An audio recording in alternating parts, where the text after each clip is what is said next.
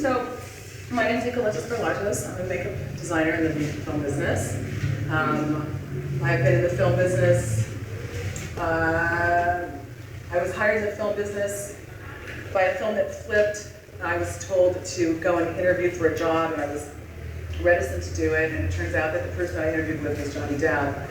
And it turns out that he had his department head, who was John Caglione, who inherited me. If you don't know who John Caglione is, he's probably one of the top makeup artists in the world. He studied under Dick Smith. He won his first Academy Award at age 29 for Dick Tracy. He was then subsequently nominated for the Joker makeup on Heath Ledger. He's a legend. And he was my first teacher, so I learned prosthetics from John. And I subsequently then went after every single possible genius person that I could. I went after a makeup artist who's a very fantastically talented makeup artist called Ray Canham to learn and to watch how to do a ball cap. There was a gentleman called Rod Wilson, who's no longer with us. I went after him to learn all about hair work, how to lay hair, how to apply hair, all of it. You know, hand by hand, because when you're in the middle of nowhere, I actually had an experience like this on the movie Miami Vice. We were 12 miles out to sea on this freighter, and I had my hair braided. And Michael Mann decided he wanted a mustache. So I just had to sort of figure out what I was going to do. So I just cut off some of my hair, and I had the crimped hair and cleaned it and washed it and pumped it, and we made it into a mustache. So, but one has to know how to use hair and what to do with hair in order to do something like that. So it's important as a makeup artist not, I think, personally, to master every aspect of the craft. That would be my strongest opinion, and then hone in on what you really love to do. But it's important to know every aspect of the craft and every aspect of filmmaking. So, I'm going to go right into, I'll just give you a little brief history of me. So here I am. I did Pirates, 2, 3, and part of 4. With V, of course, you know V. Neal. We have a very steady, long-standing friendship and history. These are some of her original brushes that I've had for a million years. These are my effects brushes, so you can see they're like completely, worn out. And these are her newer brushes. I'm not trying to sell V, but she has great brushes. These are her newer brushes that just came out.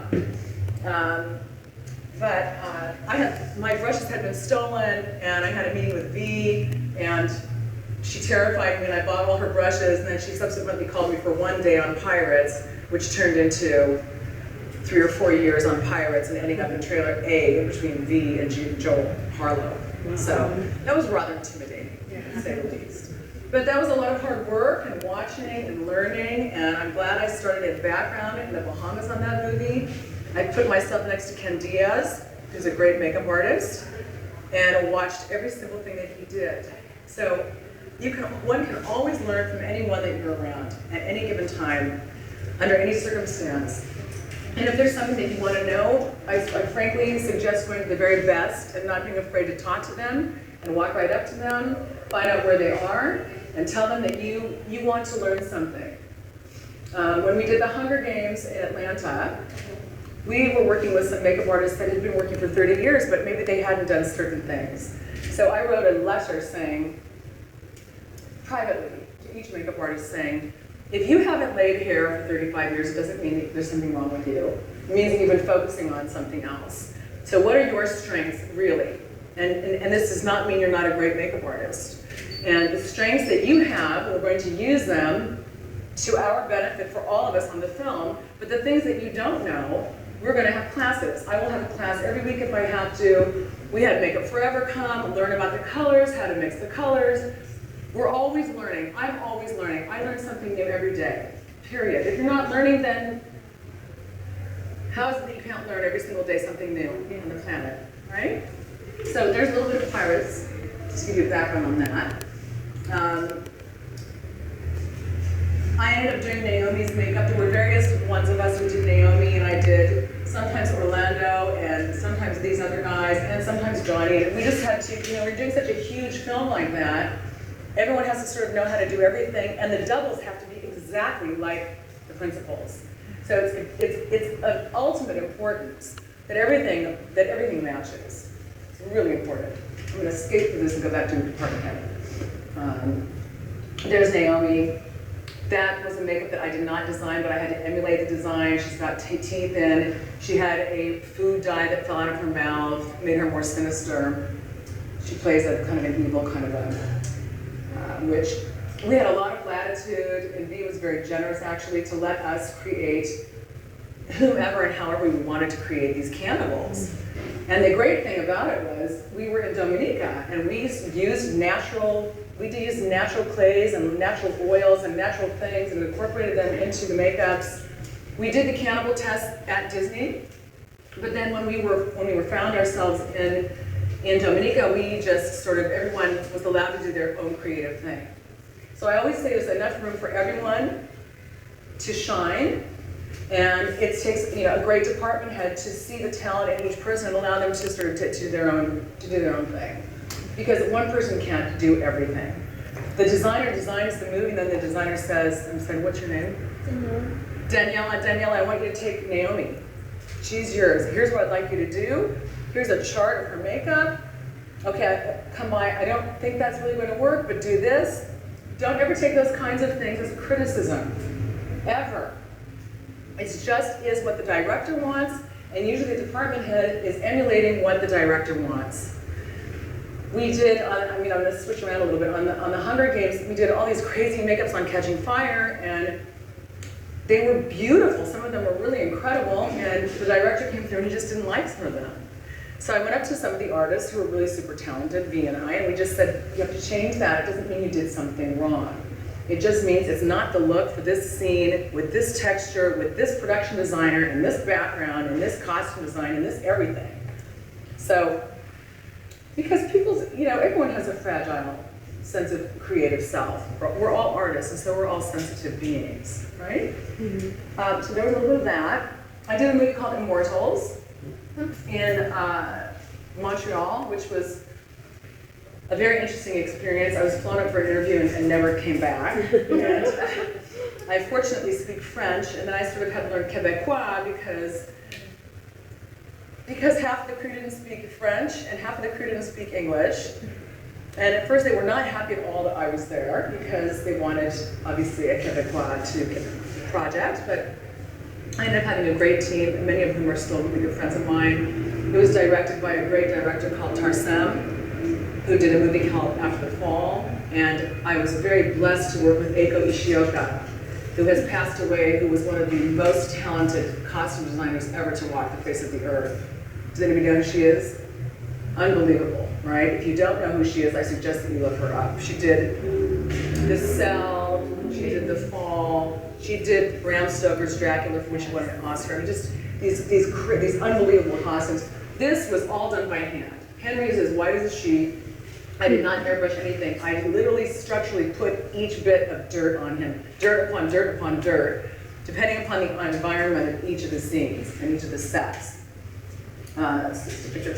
This was done by hand, very analog. He's supposed to get clawed by the Mickey Rourke character, who's this maniac, and he gets subsequently worse looking. These people are called the Heracleons. They were supposed to be, the Titans. They were 60,000 years locked in a box. So this took me weeks and weeks to figure this formation out because it had to be something that didn't suffocate them, and at the same time it looked like it had to start cracking apart. So I did a lot of research from a Second World War photographer who came in and shot the remains of people after World War II. And their how do you call it? Decaying bodies. I mean, it sounds very morose, but that's where I got the inspiration. I did a movie called Flight with Denzel. I did not do Denzel. Denzel has the same makeup artist he's had for 40-something years. He's a Caucasian gentleman called Carl Fullerton, who's another genius. So I was really fortunate to look and work with Carl.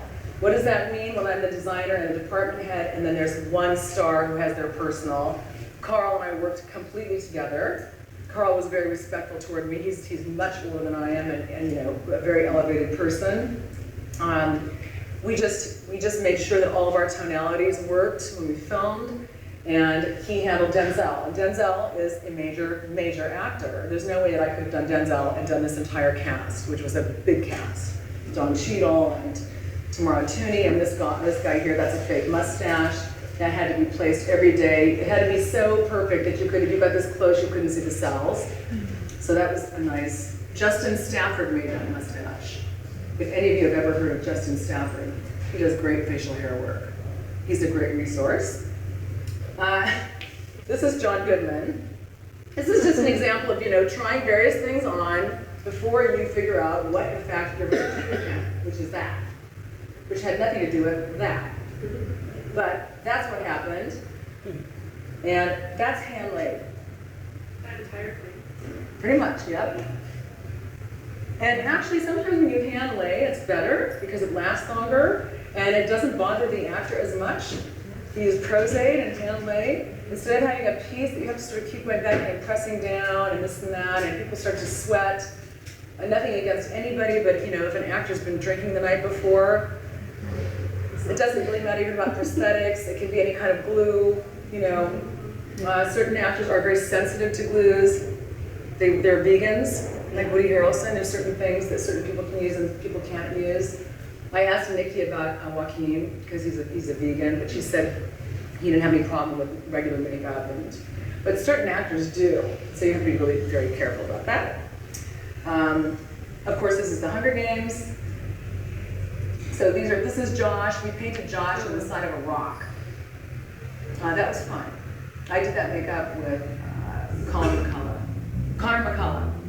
So this is an example of V and I collaborating. V had to go off and design the Capitol, so we were here. So when you have a strong team or a strong partner, you have people that you work with that you can trust. You can leave them to manage an entire part of a huge movie while you go and manage something else. It's impossible otherwise. So you want to have a really strong collective who think the same way that you do, where you're all on the same page. This is just, I'm just going to go through this really quickly. Hunger Games. That's the second look of Effie that I designed. V does the first. We sort of collaborated on the first. The director, Frances Lawrence, is a dream. The writer was wonderful. She let us create every single one of those characters. She did not tell us how she wanted us to make them look. So that was amazing. Consider that was such a huge book in the Hunger Games. So we were really excited about that. I designed a movie called The Free State of Jones.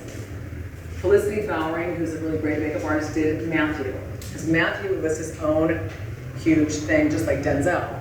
There's no way that I could have done Matthew and Mahershala and all these guys that you see here. Mahershala is bald, has no facial hair. Mahershala has extremely sensitive skin. Gugu, she's another famous actress. We had a lot of prosthetics. In fact, this is kind of reminiscent of the 1917 movie.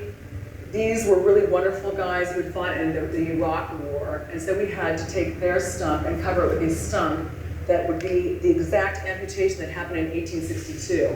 This is where your research comes in, even to the way that the blood would splay. So research, correct application. All these guys are called Maroons. That's a different part of the movie. There's Mahershala again. Everything about what he has on is fake. Including, it's hard to see this picture, he's got a brand on his neck and another thing here. This was horrific, sorry, but this is unfortunately something that was very hard for all of us to stomach, that slaves had to endure. They would put slaves in these kind of contraptions, they would actually have bells on them. Really disgusting. So, there's a really iconic scene in the movie when Matthew chops off this brace around his neck, this whatever horrible thing around his neck, so he can actually sleep, because he's always sleeping, kind of sitting up. There's another scene from the movie. Also, the slave owners branded their slaves. So I designed, and they would usually put their initials in really, really strange ways. Again, this goes back to research. It could be a heart on the forehead, which is really just disturbing, or something on the cheek like this. In this case, I had to do things that were fast, quick, efficacious, and looked correct, and looked real. So that was a brand that I just stuck on really quickly that was made out of, I think that was a C.V. Bettles. This is an interesting, and I'll tell you this quickly. Things are thrown at you on movie sets, or on television sets, or on an editorial shoot, or somewhere, and you don't have any idea that this is going to happen at all. So you better be ready. People often say, and I'm going to segue for a minute, I worked with Michael Mann. It was sort of like, if you can survive a Michael Mann movie, you can survive anything in your whole life. Well, Michael Mann is the kind of person that will say, sorry, what's your name, sir? Akihiro. Akihiro, I want, so let's say we're doing a movie about ballerinas. Akihiro, I want a caveman right now. You better have a bag ready to make a caveman. Just never know what this guy's gonna do. So in this case, I had, somebody, the director said, I want Mahershala to be hanging dead and have his eye bashed in. And I want this done in 45 minutes. Okay, no pressure here. First of all, this is like a 2.5 hour makeup. Secondly, as you can see, I didn't have any pieces. They were not made for him. That's a piece that a really great, fabulous makeup artist called Matthew Mungle. I had some stock pieces with me. So I took that piece and I placed it on Mahershala's face. I had one person assist me, who's called Anne Marie Hurley, and we did really strange things. We scrunched up a hard plastic bag and pressed the blood on it and painted it and distressed it. And we got this done in 49 minutes, not 45. So we were criticized for those 4 minutes. They took him to set where they had him sit in the sun for an hour and a half, which was the best thing that could have happened to me and us, because all it did was the makeup just got really perfectly melted and ended up looking like that. So sometimes there are these happy accidents. Yeah. If one really were to look closely at this piece, you would never know that this piece was made for a Caucasian. So, you know, again, know your materials, you know what you're using and know what you can do if you get stuck in a situation where you have to do something or have to change something. So now I did a movie called, this kind of shows you just the breadth of work. This is a black actress called Sanaa Lathan. I don't know if you've ever heard of her, maybe you, okay. She was asked to do a movie called Nappily Ever After. Certainly anyone of color in this room would know this, but every woman in this room and men who are losing their hair know about the whole hair situation and how problematic and how traumatic it can be, especially as a little young black girl growing up, having to press your hair and iron your hair and make your hair look like a Caucasian hair, and to the extent of the time that by the time you're 21, you've lost your hair. So this was a very liberating movie, and Sanaa wanted me to make a cap and have little hairs coming out of it. And I used a really fantastic wig maker called Victoria Wood, but I said to Sanaa, I said, I think it's going to be a really seminal movie and a seminal moment in time if you shave your head. It's not, I didn't make the decision when we were having a conversation. If you shave your head on camera, it's going to have to be a one-timer. So we had to do certain tests, and Larry Sims, who's a great hair designer, was there with me. So she shaved her hair. Her hair goes through different manifestations in the film, where it's dyed blonde, and then she tries to wear weaves, and she does all kinds of different things, and ultimately, she goes through this complete metamorphosis, and she shaves her hair. And it's completely liberating on many, many levels. So this involved the hair and makeup department working really simultaneously together in really close quarters, because if hair couldn't get in, then makeup had to get in. And sometimes hair and makeup overlap, and I think that hair and makeup have to get a good relationship as a result. You know, I mean, we are actually, as makeup artists, allowed to put on wigs. Do you know what the rules are? Are you all in the union or not in the union, or sort of? No union. No union. Not yet. Or maybe not, you know. Some people don't ever want to be in the union because they do other things, but there are so many different facets to makeup artistry, right? Okay. So there she is, after she shaved her head, you know, with a perfect head. She has a perfect head. And she got all these millions of compliments that, you know, she'd never looked more beautiful. So it was a great experience for her. Then I did a crazy show called Future Man. The first time I designed this thing, it was a heavy piece. That's actually a heavy piece, and the director, Seth Rogen, wanted an eye patch. And at the last second, I just said, can we just take the eye patch off? It just looks like it's been done before, and it just looks heavy. And so we took the eye patch off, and that became this character's look. And the next time we did it, we made it into a much thinner piece, so it was much easier to apply, not some big, huge piece. In these we were shooting in Santa Clarita then, under hot conditions, etc. Okay. And there's Josh, who in the show has a peanut allergy. So the minute he eats a peanut, he gets swollen up. So needless to say, we had to do a face cast. I designed the makeup. I worked with Tony Gardner from Alterian, who I think is a stone genius. And then I had 2 or 3 great prosthetic people come in and do that makeup, and I'd come in and do some things myself. That's what happens on a movie. We're about to go to being a department head. So that's a little bit on that, on me. Any questions so far? Yeah, do you guys have questions? You can ask me anything. Wants to have a round of jobs if you have Is makeup questions. artist that can be published when it comes to head? I'm sorry? Is makeup artist can be a head different to one's head? Yes. Both different to one's head. Hair and makeup? Yeah. There are, I'm gonna In explain, union. I'll explain a couple of cases. In Europe, yes. In England, yes. In Canada, in Montreal, makeup artists cannot put on facial hair. Only the hair department can. That would murder me. Big difference. Crazy, I know. I know. Yes, yes. Not sure about Vancouver. I can only speak on Montreal, because in Vancouver I did all of it, but I was not in the union. I was doing hair, makeup, and costume design on these huge commercials. In the United States, we have 2 unions, as you know.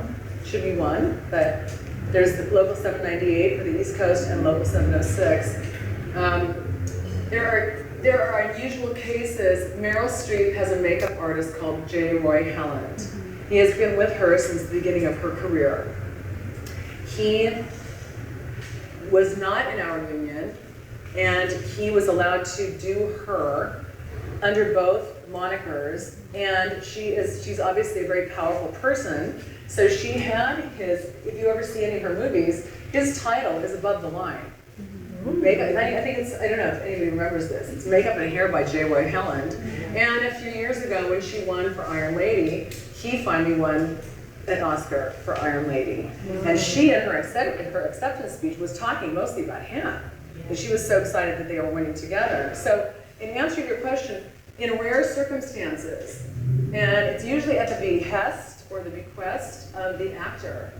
And if the actor has a specific desire, then it's really up to the production to decide, to come to a decision with the actor. So sometimes it goes a little bit outside of, or maybe it's within the realm. It just has to be negotiated. It's all about negotiation. Yeah. Any other questions so far? No? Yes? What's the standard size of teams that you manage? Standard size of teams. Of course, it depends on the film.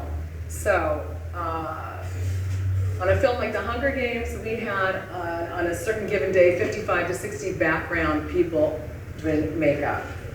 On The Free State of Jones, the film that I did that's a war movie, anywhere from 10 to 50 also doing background. In the Bahamas, on Pirates of the Caribbean, we had, I mean, literally, V and I had to go and recruit people from town to come in and help us do some mud work, because we needed so many hands on deck. It depends on what the movie's about. If it's a period piece, what kind of makeup it is, and how many lead actors. If we did The Hunger Games and we had 15 or 20 top major actors, then we would design the looks and then assign these people to certain other people, and then have background groups, second and third tier groups. Sometimes there's trailer B, trailer C, sometimes there's trailer D. Highly unusual, but that could just be the prosthetic trailer alone. There's a question from the live stream email. What do you need from production beforehand in order to do your job as department head? Like script and headshots and what kind of material do you need? Oh, okay, all right. So, obviously, first of all, one has to have an agreement with the production about your financial agreement, about what your responsibilities are going to be. You need to have the script. You need to have the script breakdown. You need to know, you need to do a budget. You need to know, okay, I'm gonna have, 100 zombies floating around in a river next to these 3 beautiful sirens. How much is it gonna cost me to get a body? How much is it gonna cost me to dress a body? What are we going to see? Was there more to that question? And like scripts and headshots and things like that. All of it. All of it. Phone numbers, talk to the actors, have to meet the actors, discuss with the actors. Sometimes you go through their agents. More often than not, the actors want to talk directly to you. and the director, of course, regarding their character and how they see their character. You have your input. You might not agree. You might see something differently than they do. That's why you're there, to bring a different look to, or a different idea to, or a new idea, or something that is a complementary idea. I think that when a makeup artist knows really well what the producer wants and what the production wants, they have to really work together as a team. And it's always under the auspices, and it's always under the final decision of the director. I think there's a question over there. Yeah. Just to follow up with the question that she had, in terms of when you're looking at the script or looking at the story and the project in front of you, how do you determine how many people you need before you bring that team on? Okay, so that's something called man days, right? You sit down, either if you have a partner, you sit down and you break down the man days. What does that mean? You have to look at how many people are playing per day. How many people, what are they wearing? Is this a war movie? How many people are playing per scene? How long is it going to take? You have to think about it, really calculate this. How many minutes is it going to take to do that makeup? Realistically, to be fair to your makeup artist, you have first of all, you have to be completely organized. Have everything organized, design your palette, have meetings with your crew ahead of time, which we're jumping ahead of it and I'll come back to. And then you have to literally do a mathematical equation and present it to the AD department, the assistant director department, who makes the call sheet. And you have to say, John, we're doing Thor. I'll use Thor as an example. We have 2 makeup artists that have to arrive at 2 a.m. Greg Cannon and Mike Smithson, and they've got to do 1 frost giant, and he's going to be ready at 8 a.m. And then he can be in that makeup for 5 hours, and then it's going to take an hour and a half to get him out of the makeup. All of this has to be factored in. It's not just, oh, I'm going to go to work and this is not a silly thing, but I'm just saying it's a very huge, comprehensive job being the head of the department and making these, because this has to be spot on. Because they'll come back and they'll say, no, we're only going to give you 2.5 hours. And then you have to very calmly go back and say, it's just simply not going to be feasible unless you give me more manpower. And here's how I will tell you how it's economical to have more manpower. You hire somebody for 8 hours instead of having somebody for 16. You have them come and do this part, and then you have the next group come and do this part, which is actually beneficial for a lot of people because a lot of people then get their hours and they don't get exhausted, you know. But there's a lot of calculating that goes into that, and it also depends upon the kind of movie. Right. Not Not to be fooled, you know, Mariah Ross, who's a really great makeup artist, made a comment about the recent Academy Awards, because people don't, we do, because we're all makeup artists in this room, don't seem to understand the difficulty that it goes into doing Joaquin Phoenix's makeup for that movie, versus equally incredibly difficult and complex doing all of those creatures that Ariane created. You know, it's just they're just 2 different worlds, you know, and it's hard to compare them, but they're equally as complex. Doing a beauty makeup is not an easy thing. And the continuity is spectacular. Continuity is another thing. Yeah. I mean, it's just these things are, and this is where sometimes, you know, as a department head, one has to be assertive. When I did this movie called The Free State of Jones, you know, this was in 1862, and these people had to look a certain way, and they had to have their facial hair a certain way. And I remember walking onto the set, and I saw some guy way in the back, and his sideburns were, you know, 2016 or 15, and I said, he has to go. I mean, I got right in front of the cameraman, the director. We haven't sort of, and I said, it's going to, you're spending all of this money on your movie, and look at him. Yeah. You know, the audience is not stupid. I think the audience is actually quite smart, and I think the audience in general notices these things, personally. Yeah. I notice them when I'm relaxing. You know, I notice when it's sort of like, well, did he just have a wig on and now it's off his head? On a major, I'm not going to say what movie this is, on a huge major motion picture, and then you see it that's back on his head. It's sort of like, how did they miss this in editing? You know, a friend of mine was asking me, well, what does the script supervisor do? And the, you know, production designer, well, everyone has to break down the script. We all do, but we all have to know. I will stress this to you, makeup artists. You know that script inside and out. I don't care if the 18th person on the call sheet. You know that script as well as your department head. Your department head will notice that. If you catch something that they don't catch, you are only helping them. You're, you know, as long as you're not obnoxious about it, just say, you know, I read the script and I noticed that, and is it perhaps, you know, thus and such, and you know, we all have to work together as a team. We are a collective. We are all coming together to make a project. It's not just one person that did one huge movie. It's one person with a lot of brilliant people all around them, right? Another question from the live stream, Toki Monster wants to know how much time get in advance to prepare for a project. So I would break that into two. How much would you like to have? How much would you typically have? Okay. Worst case scenario, again, I'll go back to Immortals. I got flown up to Immortals, and then 3 weeks later we went into principal photography. Wow. For this major, we had to create this whole environment. I mean, that was crazy. I was working around the clock. For one of the Mockingjay movies, I think V was working on Face Off. I think we had 3.5 months prep, lead in, this, you know, working. I went down early to Atlanta, you know, we've done these kind of things. You work with the production designer, you work with the director, you work with the costume designer. Every day you're going in to see what's going on. You have to come up with images. I can show you some of the things I'm talking about, and present them. The director says, you know, let's just do really quick. I think I have a few Hunger Games-y things in here, but, oh, maybe not in this book. Maybe in... Do you keep all your continuity books? Okay, so I was gonna, yes. That's lovely. Sorry, I like no, saying and that. I have to refer to V again, because I was talking to her recently, and I said, I'm just gonna put, you know, get rid of that, and don't you get rid of that, or your scripts. You're right. So I'm really glad that I did it, because I'm talking to you tonight, and if this carries on into the next month, especially with the Free State of Jones, there's so much to show you here about what this took to do this movie. You cannot imagine the amount of I want to show you this, the amount of research. This, for example, just to give you an idea, this is the kind of stuff, I think some of this was for one of the Hunger Games. So you go to the director, you're looking at the costume design, you're looking at the costumes, you're looking at the production design, you're looking at the colors of the production design. You want to know what kind of film they're using. You want to know if it's tungsten film, blue film, red film. You want to know what the blood is going to look like.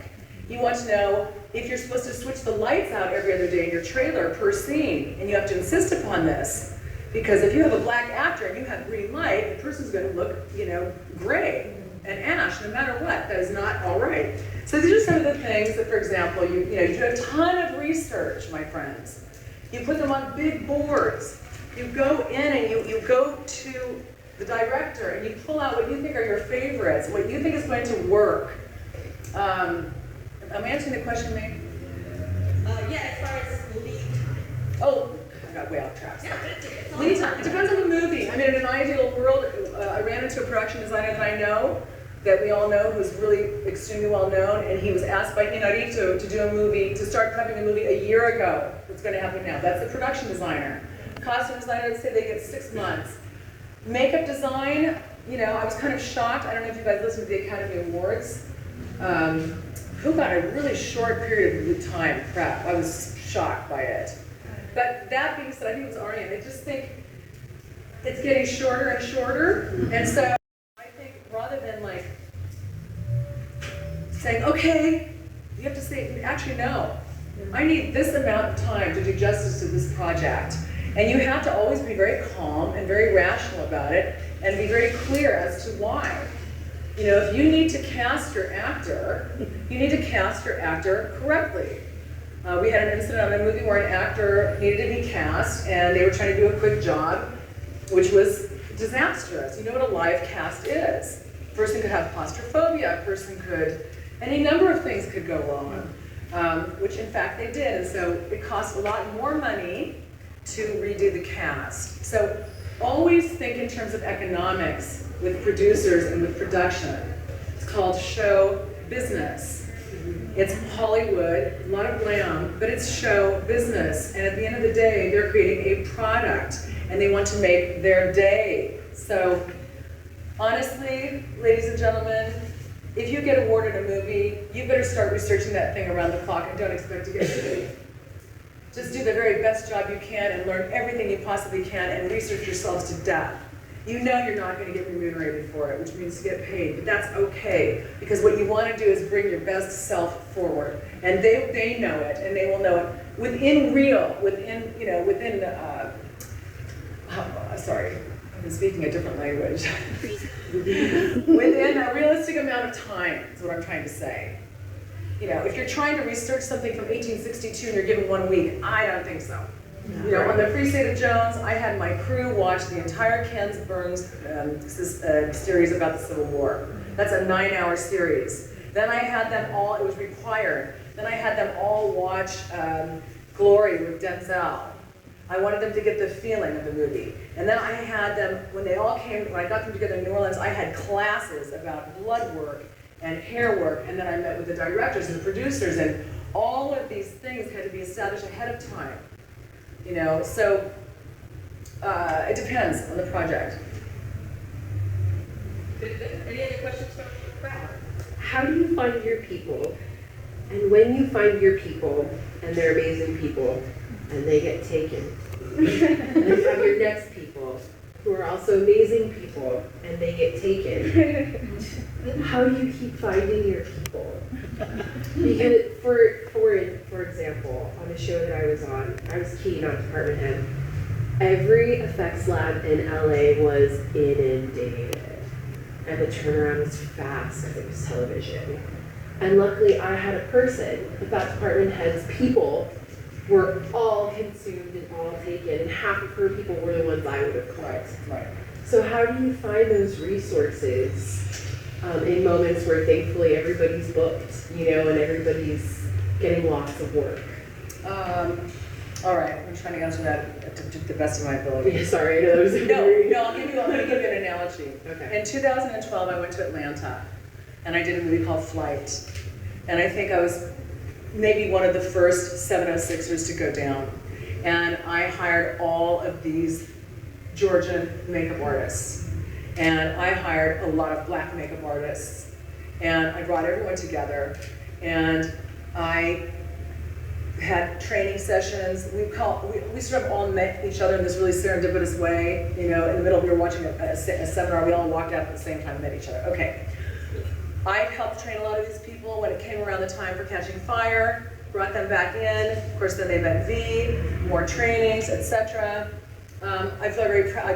We got them credits. You know, very proud to say that many of them have gone on to become major department heads. I'm really proud of that. What happens is it means that you're a good department head, aren't you? So you're training people and you're trusting people and you're allowing people to create and you're you know. So I say keep nurturing and keep nurturing and keep engaging, and also I try to bring in different people to do different things and different people, because a lot of times this happens and you have to already be thinking that you need a 4-person backup. Right. Okay, in the event that something goes wrong. And in the event that something goes wrong, you need to be prepared for that. So how do you, it's hard, you know, that's a hard question to answer. People get snapped up. Right. In my case, for me personally, I'm extremely loyal. Mm-hmm. I would never abandon anybody on a project. Yeah. And believe me, there's one project in particular I wish I would have abandoned it for a different project, but I didn't. But you know, in the case of, I'm going to use me and myself, we were doing a movie called The Soloist, and she got an opportunity, and they knew that I was also a department head, so she left and I finished that movie. In the case of The Hunger Games, we were doing Spider-Man with Andrew and Emma. I finished the movie as the department head. She's an Academy Award winner. She started The Hunger Games, and it was really perfect. Yeah. So if you can find someone like that, people like that. Yeah. I'll use one more example. When I did The Free State of Jones, which sounded like it was going to be such a gory movie, I saw Matthew McConaughey, I think it was on the Golden Globes, and he already had this full beard, and he was talking. I can't do it, so if anybody's from the South, pardon me. And if anybody sees me doing this, including Matthew, just kind of talking like, I don't know, it's accent, and I remember calling the director and saying, this is not going to be a movie about gore. This is going to be a movie about facial hair. Yeah. It was 3 months out. I said, every single person in the South needs to start growing their facial hair. And in this, especially we need specialists who can do African-American, Afro-Tech facial hair. Yeah. Because half of this cast is going to be black, marooned, slaves, emancipated, and black men cannot grow facial hair that quickly. It's just very, very rare. So I said, Mahershala, in the case of Mahershala, that's where you're going to have to, so this is where my brain started ticking, where you're going to have to spend some money. You're going to have to have really perfectly authentic, hand-laid beards for his different look. There's 1862 and there's 1865. Two completely different things, you know? So you have to think ahead in those terms as well. Yeah. Those are all great contributions toward whatever you're doing. You know what I mean? By casting, especially talking to the background casting people, you want to make them be your best friend among other people, because they'll help you. This also goes to tattoos. Talk about tattoos. A friend of mine was asking me about tattoos and didn't understand what's happened with tattoos, and I said, ever since The Hangover, when Mike Tyson had that, which is a standard Maori tattoo, some guy had trademarked it, and I don't know, I don't want to misquote myself, but he won a lawsuit, right, against Paramount? So from now, henceforth, from now forever, anybody who has any kind of tattoo, I have to see it, I have to photograph it, I've got to take it to production, it has to be researched, it has to be chronicled. It's like what Nikki said about the clowns, which I thought was fascinating. All those clowns had to be determined whether or not they've been seen before. I found that very fascinating. Or they should get sued. You know? Any other questions up front? Any in the back? For someone who's starting off, I think Atlanta, but what would you recommend? How to reach out? How to just like get your foot in the door? Just go for it. Just go for it. Just call somebody like me up and drive them crazy. Or not, just say, I saw you, I met you, what do I do? You know? There's some great makeup artists down there. There's a lot of opportunity in Atlanta, everybody. It's a right to work state. That means anyone in this room could go down there. There's a shortage of makeup artists and hairstylists in Atlanta. There's non-stop work in Atlanta. But again, I say to you, this is what I've done my entire career, is to go after the very best people that you possibly can. And don't be shy and just say, I really want to learn from you. I don't know how to do this. I really love the way that you do this. Would you be willing, I'll carry your Kleenex box. You know, I'm serious. I'm happy to sweep the stairs of your house. You would just show me how to do this. You'd be surprised. We've mentored a lot of people, over the years. Anna Stackow. Does anybody know Anna? Yeah. Okay, so Anna was just nominated for Guild for John Wick. Okay, Anna came to V. Neal and myself at a bar in North Carolina and wanted to work with us. And of course, I was said to be, you don't know who this person is, She could be a stalker. I think we should do a background check on her. She was coming after us, and she wanted to work for free. And we hired Anna, and Anna came to be a huge part of our entourage, and has gone on to become an amazing makeup artist in her own right, good person. We did the same thing with another makeup artist called Victoria Payne. Victoria came into our trailer and worked for free on the Hunger Games. It was like getting a master's in makeup artistry. We brought her to Hawaii. She came with us. She was in our trailer. She's an excellent makeup artist. Christina Valtz, an excellent makeup artist. I think it's important to mentor people and train them. And so, in answer to your question, you can literally get started that way. You could call me up and say, do you need some help, moving some boxes? Really, people, you'd be surprised. It certainly doesn't hurt to try. Or some of your idols, whomever you think that you want to emulate, whose work that you like. It could be Patrick Ta, it could be, Gregory Ault, it could be Aaron Kruger, it depends on the medium that you're in, and there's so many mediums for makeup also. right? Question here? How do those people work with you though? If they're not union, like, are they able to get on the production? Apparently in the state of Georgia. So in the state of Georgia, for me personally, I'm the kind of person, if I go to your state, I'm a visitor. So I'm extremely respectful. So I will always firstly hire the makeup artists who are in the union. However, I think in the case of, I don't want to misquote myself, it might have been Anna, she was not in the union yet, but we needed extra manpower. And we needed somebody who knew how to do a certain thing. So yes, you can.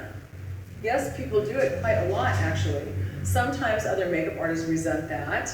But you know what? You're always going to get that. That just seems to be the human condition. I mean, it doesn't matter about being a makeup artist. It matters if you turn, if you're driving down the street and you cut somebody off and they get mad at you. I mean, you just can't make everybody happy all the time. But is it feasible and doable, and does it happen, and is it possible, and is it legal? Yes, absolutely. So does that happen, that would happen because it was a right to work state? Could that happen in LA or somewhere that's not right to work? Not to my knowledge, no. In Georgia.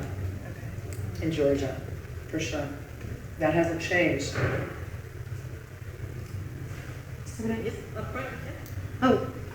What continuity software do you use? Do you like to use? Oh God, that changes. The continuity software is that's a collective decision because things have changed so much.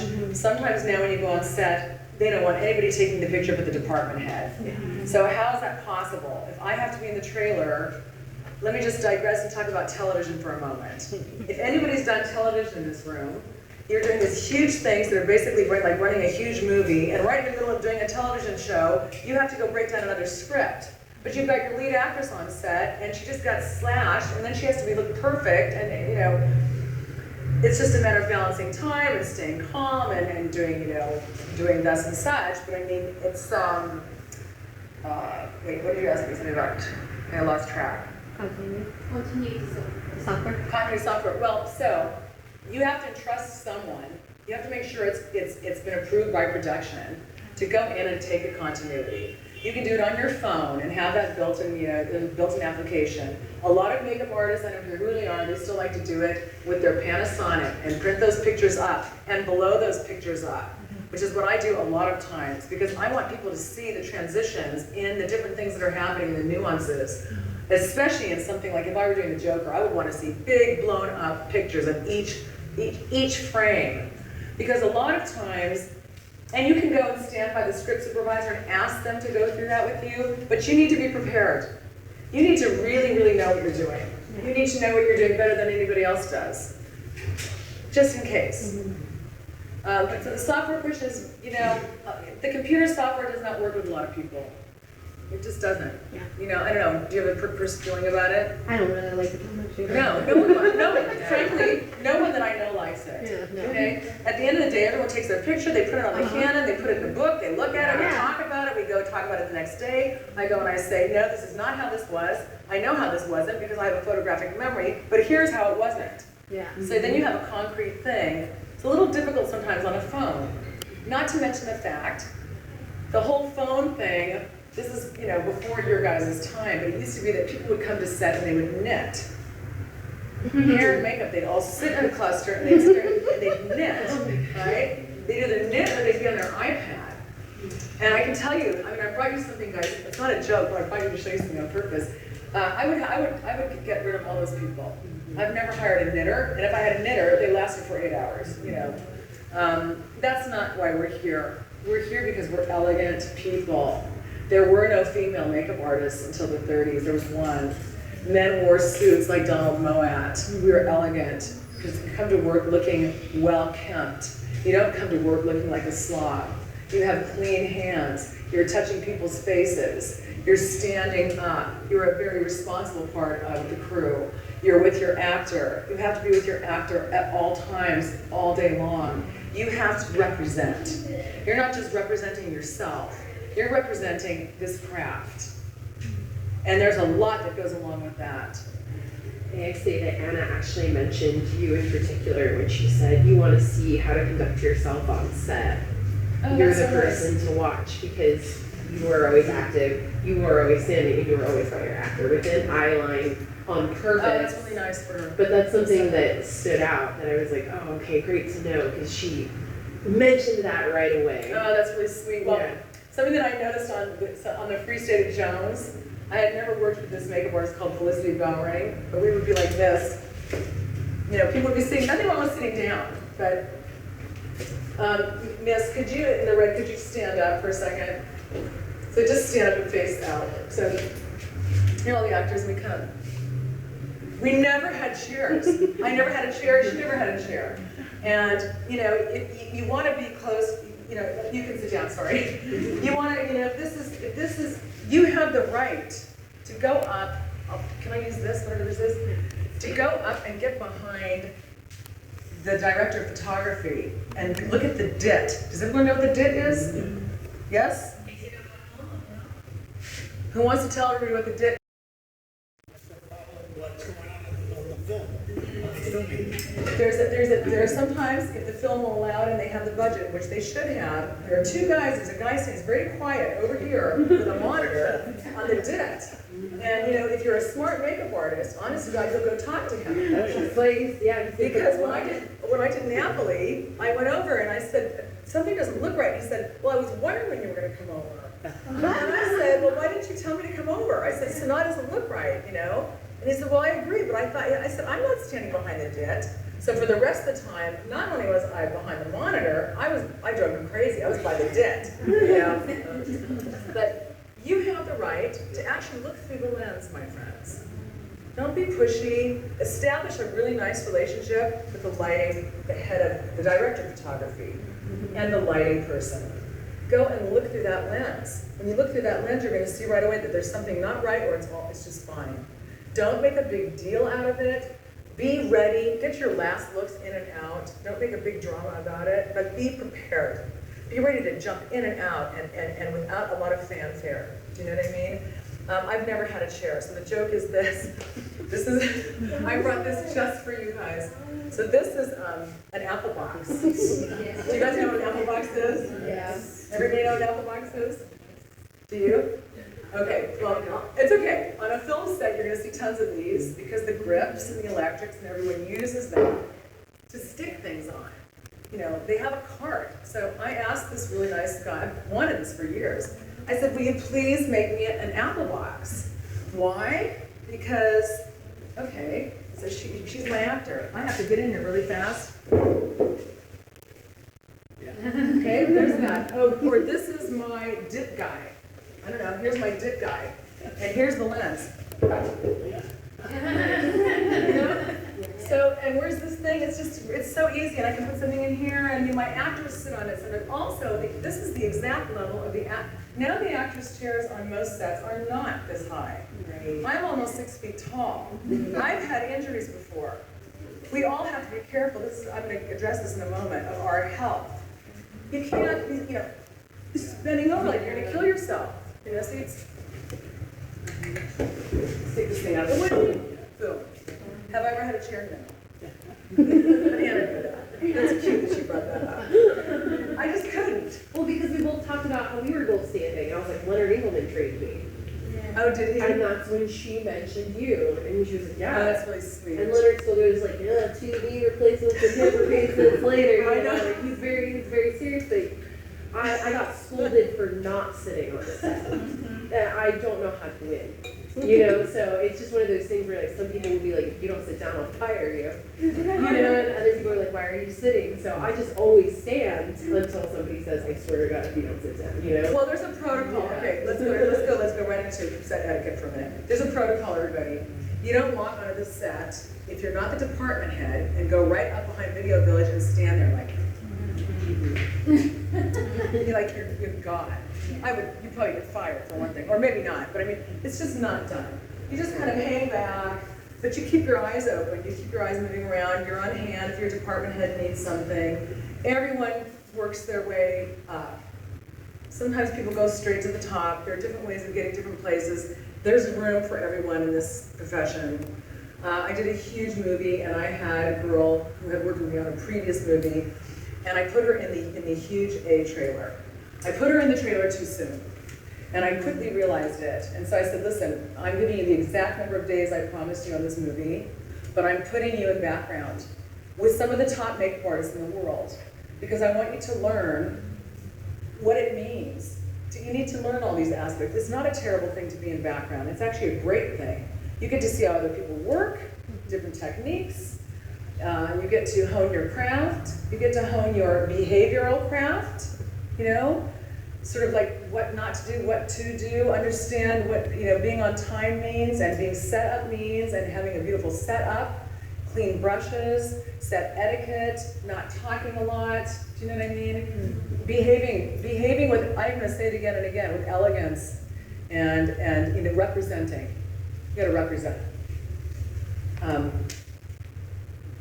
are some of the support rules that you need as a person? Well, to really go through my list. Here's my little syllabus for this, part of this. First of all, you wanna get the job, right? Get the job. When you get the job, you meet with the UPM. Does everyone know what a UPM is? Unit Production Manager? Yes? And the director. Okay, you have a script, you sit down with them, you talk about it, you listen to what you listen. You have to be a really good listener, take a lot of notes. If you're just going to try to get the job, you show them your portfolio or your reel. Believe it or not, in my entire career, I never had a website until 2018. I didn't. My Hunger Games actors called me and they told me I was an idiot. They put me on Instagram. And somebody was appropriating my work. So it's just silly. So it's a really good thing to have your work in a place. It's not showing off, it's showing what you can do.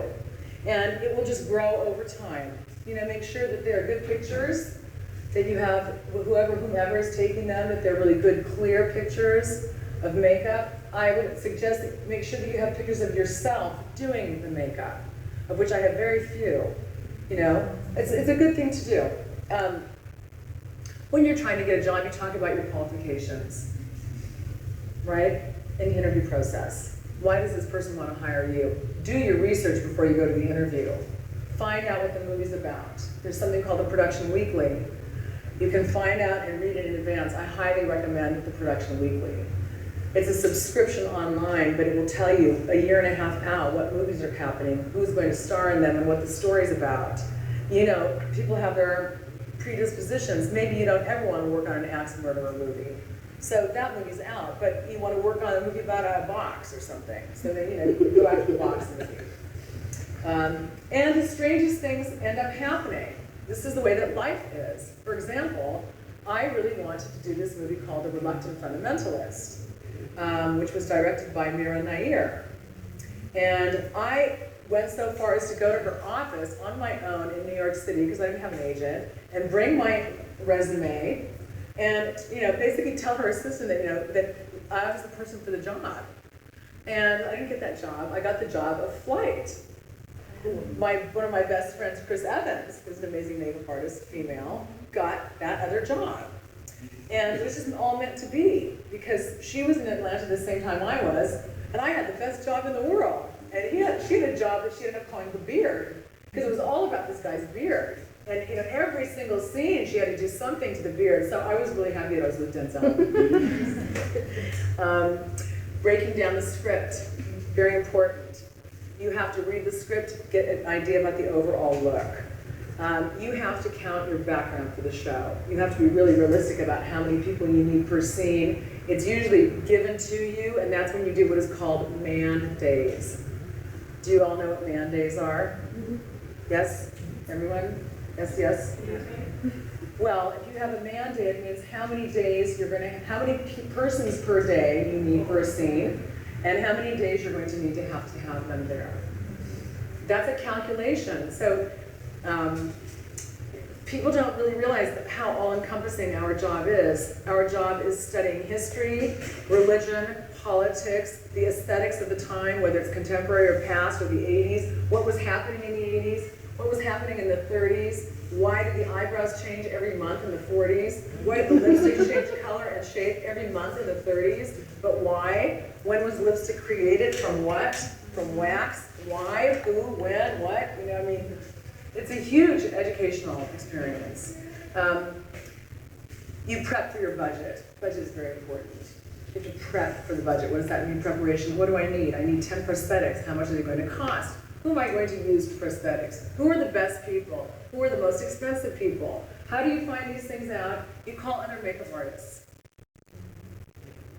Or call somebody that you don't know. Call John Blake, the master of hair work, and just say, you know, I've heard that you're the master of hair work. Will you please help me out? I heard that you'll help people. Call Julie Sokash, the head of the union. Call people, you know? Budgeting is, under the title of budgeting, you have to determine your expendables. Does everyone know what expendables are? Yes. Yes, yes? Yes. Your actors, it doesn't matter who is sending you stuff, and I don't know how generous people are, it just depends. Sometimes people will send you tons of makeup. But if your actor wants only to wear La Mer and this kind of thing, or only to, that's what you have to go to the producers and say, I'm sorry, whoever. Let's just say Kate Blanchett she only wants to use this on her skin. That's it. Mm-hmm. So they have to budget in, they have to know that, I'm just hypothetically, know that jar of makeup costs $300 a jar, and it's going to last 5 days, times 300 over how many months, and this and that. Believe it or not, these little things, they need to know all these details. Special makeup required for production. What kind of special makeup? Is this a show about Indians, indigenous peoples? Is this a show about the Black South in 1960? Is this a show about, I don't know, anywhere in the world during any period of time? These are all factors. Is it a period piece? Is this a comedy? Is this a fantastical show? Is this a show like a Marvel series show where you have characters? Is this a show like Indiana Jones and the Temple of Doom where we put those weird tattoos on people? Is this a show like Black Panther where they also had, so then you have 60 makeup artists putting these applications on, which are prosthetic applications. That also goes into the budget. Now, sometimes the designer then is working with a prosthetic department head. Sometimes the departments start to get broken down. But generally, there's one head of design for all. It depends on the project. Prosthetics, tattoos, hair pieces, facial hair pieces. If it's a period piece, I don't need to tell you guys, if it's a 1970s piece, a 1980s piece, those hair pieces have to be right. And it can't look like, oh, here's a short thing, and all of a sudden there's this big mutton chop. Someone's got to know how to blend hair pieces, blend hair, hackle hair, lay hair in. Again, I can't stress enough, if you don't know how to do it, there's nothing wrong with you, but I would suggest learning how to lay hair of all skin types, because you will find that it'll serve you. Ventilating is a whole different ball of wax. I don't ventilate. I don't know if anybody in here is trying to ventilate. You do. I personally think I would go blind. I do. I applaud you for doing that. You must have really good patience and eyesight. I love it. I also do costume design, so it's just like sewing, like in a mini version. But it's a great craft. For example, when I did the Free State of Jones, I had to go to bat with the producers. They wanted me to hire all local New Orleanians. Nothing wrong with that. I know a lot of great people in New Orleans, but I needed facial hair people, as I stressed to you. I needed two specific people. One from 706 and one from 798. Neither of them were from New Orleans. Or I couldn't do the film, I said. That's just 3 makeup artists, myself and 2 others, as opposed to 10. And I had to go through this economic breakdown thing again and say, listen, trust me, you're going to get 10 for the price of 3, but this is what I need. So one of the people I hired can ventilate hair. Because sure enough, in these war scenes, I think one of Mahershala's mustache pieces just got torn in half. Well, she could go back and fix that thing on her lunch hour. Whereas that would cost $1,000 to $2,000 to get a new piece made. We know this. Now there's high definition lace, which is what, Kay Georgiou was nominated with Nikki for Joker. She, I don't know if a big hole went into her wig here, and it was high definition lace, which you could, it's barely discernible, you could barely see it. But, you know, those kind of replacements cost a fortune. So it's good to have somebody on hand when you're doing a production, someone like that, depending on the kind of production that you're doing, who can handle that. That'll make the producers thrill. To have somebody on hand who can make a mold and make a prosthetic. Who can also do high fashion beauty makeup. I know a lot of people like that, men and women. So you need to kind of also suss those people out. Go on IMDb, look at some of the films that you love. You're talking about people. Look and see who's worked under which capacity. You know, check it out. Yeah. And kind of build your posse. And it was such a rare problem too that like everybody, you know, you knew and loved and used before would have done everything. There was one gag, you know? Yeah. So you're just like, how do you get somebody who's doing 3 or 4 shows, you know, to get this one gag done for you and this turnaround? There are a lot of people that can do things. Yeah, and we did, and we found it was beautiful. Yeah. It was beautiful, and it was also like, wow, everybody is booked. Oh, you need to know more. Like You need have to know more people. I mean, I've never been in a clique. I mean, I hate to use clique in a negative term. I don't mean negatively, but you know, there's this group and that group. It's just natural that certain people gravitate after you've done certain films.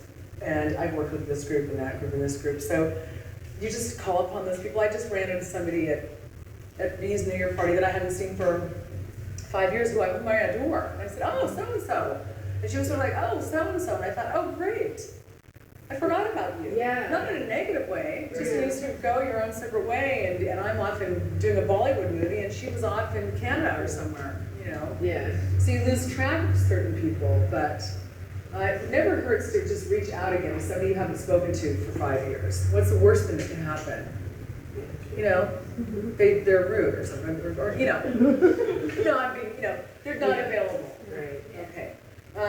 Scheduling. Scheduling is a big deal. I usually have a gigantic calendar on my wall in the trailer. And on that calendar, I have sticky notes every single day. How many man days I have, who worked that day, how many hours they worked.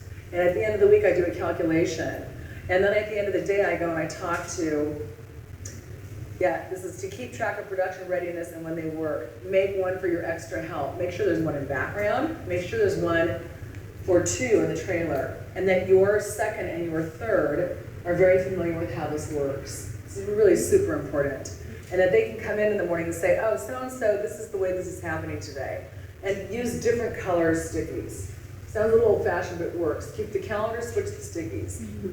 And then you can determine how many people you need to hire for the next day, for example. The same thing with man days. You just do a big spreadsheet of how many man days you have. You know, shooting days, actors, background artists, and artists. So, I mean, artists meaning background artists. How many days do you have? Let's just call it, I mean, I don't know. Name some famous somebody. Tilda Swinton. Tilda Swinton. Tilda Swinton. So Tilda Swinton is working every single day except Friday. And every single day except Friday, Tilda Swinton needs you. So you are just completely unavailable to me, and you're my second.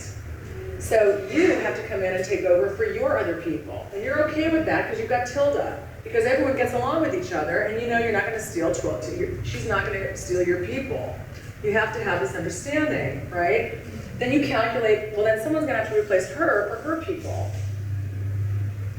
Kind of like that. Okay. So it's like a calculation game. You have to take and do boards and renderings. You either do them by hand yourself or you do books full of references.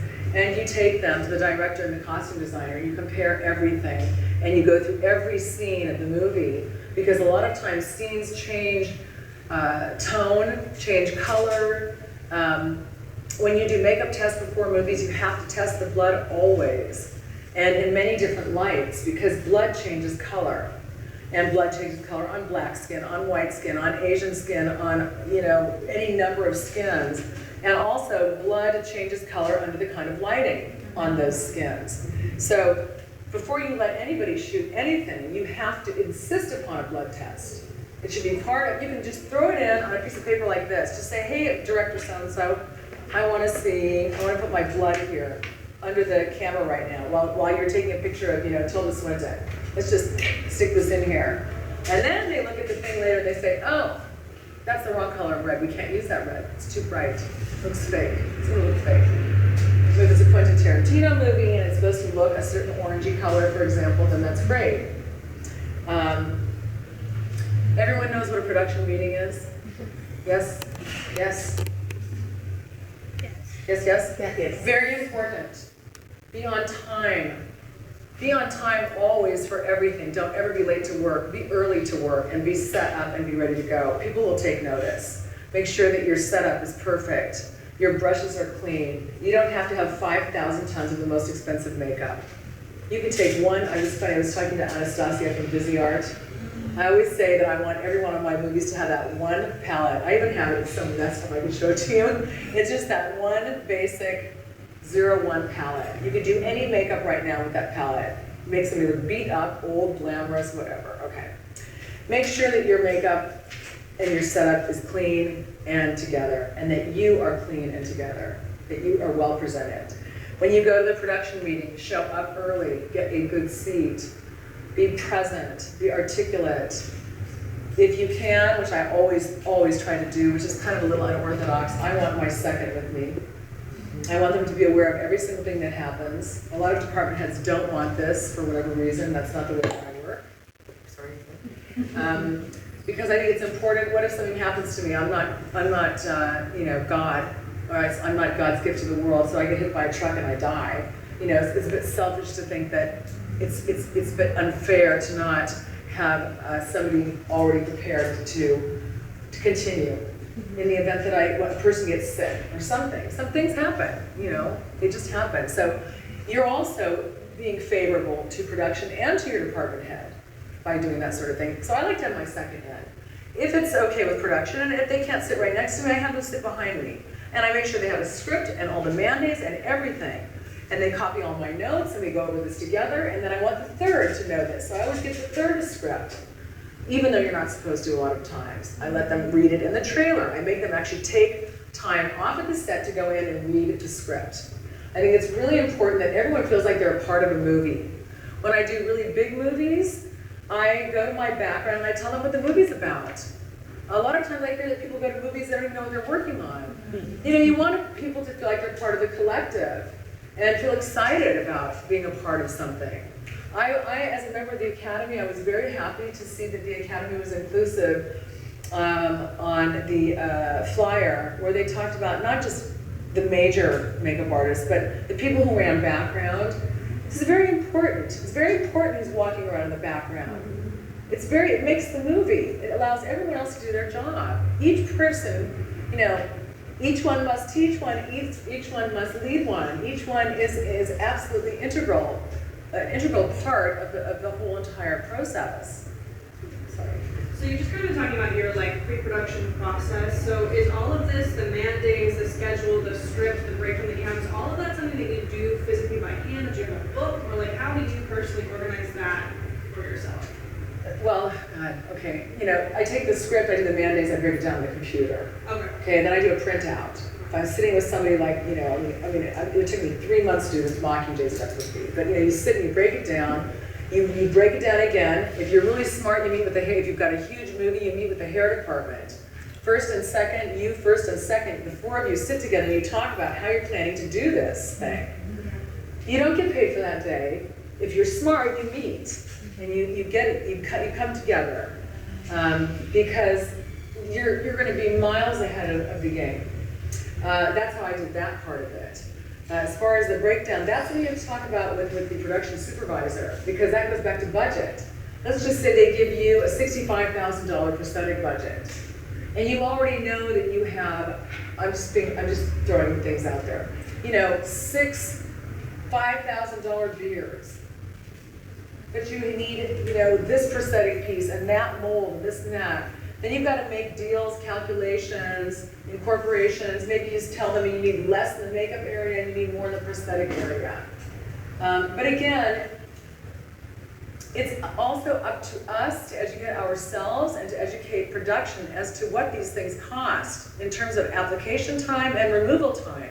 Because you cannot go tearing any kind of piece off the face. A prosthetic piece, a Stevie Bettles piece, you cannot. You have to take the time to do it properly, or you're going to damage your actor's face. I also insist upon every night taking off my actor's makeup. I don't do this some big histrionic facial, but I take their makeup off and it does three things in one. It's psychological for them. I don't care what role they've been playing, they can just sit down for a minute and just leave their character behind. And when it's a really intense role, believe me, they need a little bit of that. And their face is prepped. If they have a prosthetic on, you have to very carefully remove that prosthetic, sometimes with 3 people.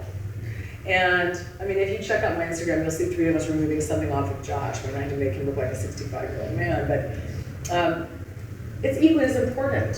And so these are things that sometimes producers forget about, and you have to remind them, you just can't tear it off. Because if you're going to tear it off, you might lose an actor for 5 days. So now what is that going to cost? Back to showbiz and this. Who can get the script? Who can read the script? The department head. Only department head, not key makeup artist or... As I just said, in my case, I always request that I want my second with me at the production meeting. That's rare. I request that. If I cannot do that, I will have a meeting. And I will have a meeting with my third. I want everyone to know what's going on. Just think about it logically. I don't mean it in a condescending way. I mean, think logically about it. It makes so much more sense. People who don't want to be inclusive, it doesn't make a lot of sense to me sometimes because we all need to know what's going on. Yeah, I was surprised. When I worked in Korea, we always read the script. Are you in Korea? Yeah. I got a script by a consumer script, all can get their own script, but I was surprised because last time I worked for feature film, they never gave her script. It's kind of weird to me. Why? Which movie was this? I don't realize. It's Was it a foreign film? No, it's American film. It was an American film. Yeah, an Indian movie, and they didn't give her script, and she had to read my script, which was really weird to me. Yeah. So I just wonder, is it usual to? It's become more and more like that. So I'm going to try to give you 3 examples. First of all, a script has to be watermarked. It has to say Nikoletta Skarlatos on every page. It's crazy because my name is so crazy. I can't hardly read the script.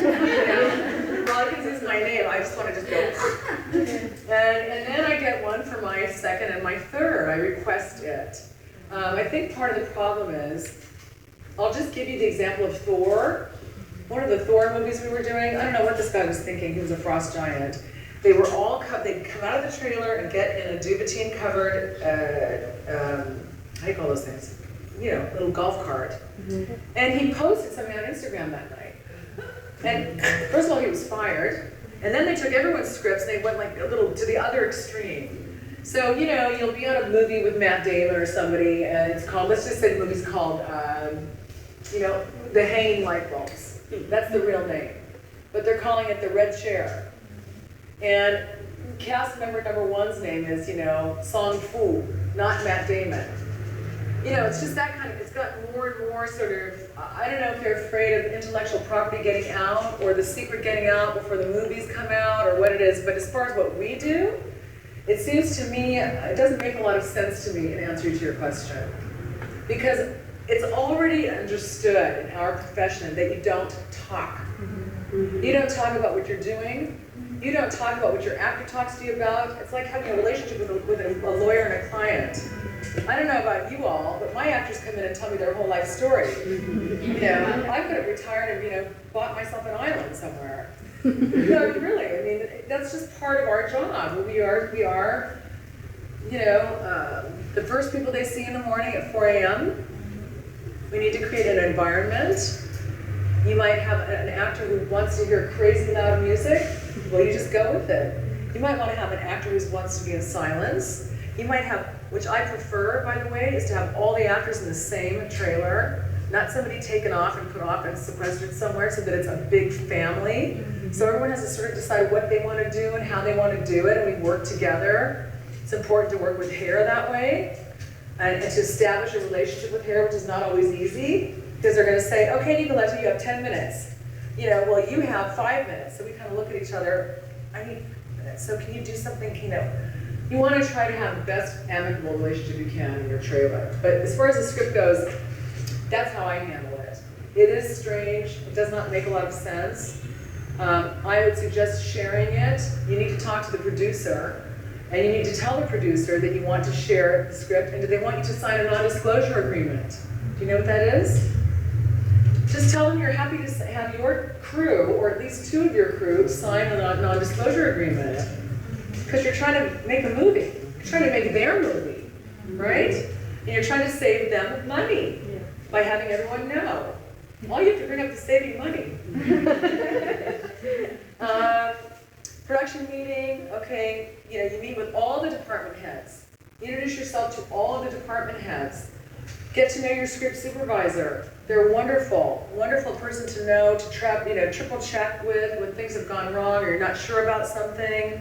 They will appreciate that themselves. Sometimes they miss things that they need to see. Of course, costume designer, production designer, costume supervisor, on-set people, the set dressers. Be respectful. Don't just stick your stuff down when this is a live set. A lot of people forget that and think it's not a big deal. Bring something to put your things on. If it's a little cart, if it's something like that. If it's a little tiny something you can set up, be conscientious, be discreet, have respect. You will be respected back. You will. Let's see, the ADs are going to read the whole, if you've ever been to a production meeting, the ADs, I don't know why it is this way, they love to do it. It's like you feel like they want to be an actor, right? Because sometimes the ADs will read the script and they'll say, and now, getting the job, and you're thinking, okay. The ADs will read through the whole script, line by line by line, and you will listen to it. And when it's appropriate, you'll raise your hand and say, is this where my character gets scratched again? You ask, don't ask, I don't know how to say this without sounding some sound. Don't ask dumb questions, ask smart questions. Ask questions that make sense. You know, am I seeing this scar again? Is this really 2 days later? These are important questions because everyone's going through their own thing. Remember, just like in life, you think someone's thinking about you, they're not thinking about you, they're thinking about themselves most of the time. So they might be thinking only about what they're doing, but you have to think about what you're doing within the realm of what is happening on the collective whole. Okay, blah, blah, blah. You need to know about stunt and photo doubles. Big thing, big thing. Photo doubles have to look just like the actors. You can never underestimate the value and the importance of how these people are supposed to look and how important that they are. Because I'll use, Eddie Murphy's double looks exactly like him.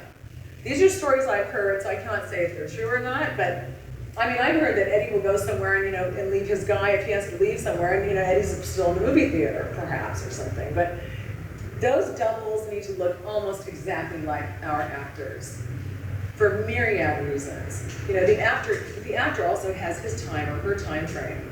And the stunt doubles need to look exactly like the actors as much as possible. What does that mean? This is just Nikoletta talking now. Don't let anybody tell you that they're not going to see something. Oh, we're never going to see that. Oh, yes, you will. And guess who's going to hear about it? She didn't do a good job as a makeup artist. That's her fault. Just don't listen to them. Just do it, and do it fast. Don't talk about it too much. Just do it. And if they won't let you, just jump in and do it, but do it. And that's your argument. Yes, they will see it. And if that person turns their head sideways, that's the completely wrong color, and we'll know it's not the person. Are you talking about when you do your last looks and stuff like that? Well, I'm talking about, yeah, of course, last looks. But you've got a principal. Like, let's say you're the star. You've got your double who looks like you. She has to have her hair just like you, those earrings just like you, all of it, your lip color. Then you've got your stunt double. She has to look just like you when she throws herself off the building. And right before she goes off the building, her skin tone has to look just like yours. So if her skin tone looks like hers, you know, I mean, seriously, I'm sorry, your name is Carmen, you know, you need to say, look, I need to fix this Carmen's skin tone. So it looks just like, you know, and your name is Daniela. That's it. It's logical. So, you know, they'll actually respect you for being on top of your game. They might resent you for being too much on top of your game. You know? A lot of times, especially in television, I've had to go to the AD at the end of the night and say, we need to change the call sheet. So-and-so is supposed to start, you know, you're starting him off as a 26-year-old guy. Then he's a 65-year-old guy, then you want him to be a 26-year-old guy. You're never going to make your day. You have to start him off as a 65-year-old and flip your script. And you can do it by doing X, Y, Z. So you have to kind of, it's gotten to be more and more like that, where you really need to know solutions, try to figure out solutions, as if you were an AD, actually, in a way. Teamsters. Does everyone know what a Teamster is? Does anybody want to explain what a Teamster is? Well, they're the guys in charge. They're also your transpo guys, the guys who take care of the logistics of your trailers and your lights, and the people who set you up to succeed. And they flip everything you need. You know, it's like that's their thing. Yeah, they are the guys that get things flipped, but they really do set you up to succeed. And it's good to know your people and be very good to them because you need each other. Yeah. They want you to get out. They'll get you that apple box. They'll get you, you want your Teamster to be your best friend. The Teamsters are some of the most powerful people on the set. You wouldn't have a trailer without them. Before you start any show, you have to take it upon yourself in advance to go and meet with the Teamsters and production. Pick your trailer. Don't act like, oh, why did I get this trailer on the last day? Get on that right away. Go have pictures sent to you, go physically and drive out in the middle of nowhere, I don't care wherever it is, on your own dime and look at the trailer. Can you really work for 5 months in that trailer? You have to figure it out. To bring your hair person, bring your makeup people. I'm 6 feet tall, I always have them, I drive them crazy. It's the only thing in my contract, and it always gets messed up. I have to have a high chair. I have to stand up like this.